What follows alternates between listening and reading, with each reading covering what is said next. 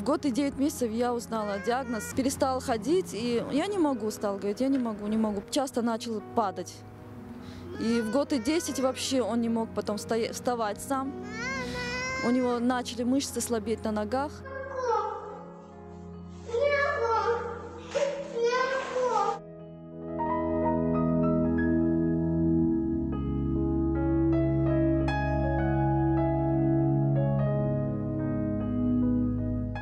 Диагноз стоит, да, уточненный у генетика. Мы состоим на учете у реестров семьи СМА фонда.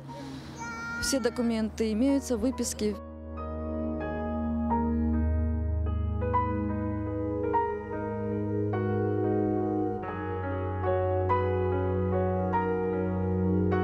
Мы судились, получается, с Минздравом. У нас был суд по поводу препарата Спинраза, который колется в спинномозговую жидкость. Она, получается, все то, что был откат до этого, все эти его движения могут восстановиться.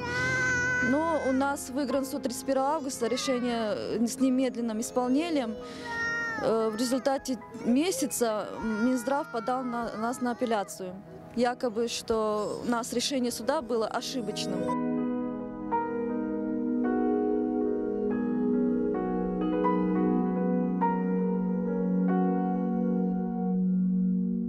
У меня родители погибли в автокатастрофе, когда мне было 6 лет в Таджикистане. Нас сюда перевез дядя, он здесь женился, получается, и мы здесь жили с 8 лет. И дядя умер от сахарного диабета в 2009 году, но мы здесь с сестрой были, получается. Сестра тоже умерла в 2014 году от рака. У нее осталась дочка Сабина, сейчас она у меня под опекой, 16 лет ей.